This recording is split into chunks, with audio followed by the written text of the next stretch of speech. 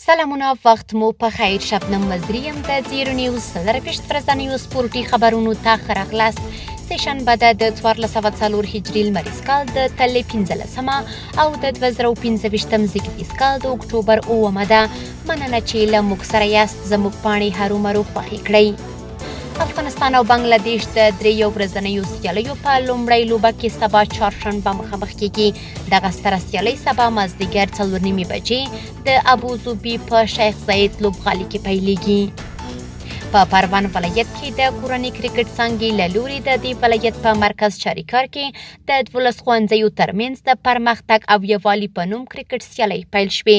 دغه سیالۍ د 19 کلنو ځوانانو ترمنځ په لسوریزه بڼه ترسره کیږي. د افغانستان پهلوانۍ ملي لوبډله د مصر په کوربتوب د پهلوانۍ نړیوالو سیالیو کې د ګډون په موخه نن سهشنبه د مصر پر لور روانه شوه. په دغه لوبډله کې 15 لوبغاړي شامل دي چې د ځوانانو او لویانو په دوو کټګوریو کې به خپلې سیالۍ نندارې ته وړاندې کړي.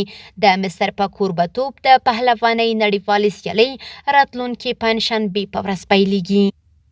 د میدان وردګ ولایت په بهسودو حصې اول ولسوالۍ کې د 12 لوبډلو ترمنځ د فوټسال سیالۍ د عقاب عدالت لوبډلې په اتلولۍ پای ته ورسېدې. د یادو سیالیو پایلوبه کې عقاب عدالت لوبډلې د 3-2 ګولونو په توپیر خپلې سیالۍ کوه بابا لوبډلې ته ماتې ورکړه او اتلولي یې وګټله. د سپورت له ډګره وروستی خبر همدا چې د بلخ ولایت په بلخ ولسوالۍ کې د 12 لوبډلو ترمنځ د والیبال ټاکنیزې سیالۍ پیل شوې چې 15 ورځې به دوام وکړي. د یادو سیالیو په لومړۍ لوبه کې هیواد لوبډلې د 3-1 میدان په توپیر خپلې سیالۍ 4 ګنبد لوبډلې ته ماتې ورکړه او اتلولي یې وګټله.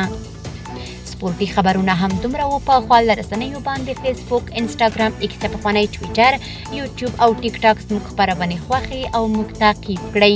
آدرس یې 0 نیوز 24 تر سبانۍ خپرونې د الله په امان.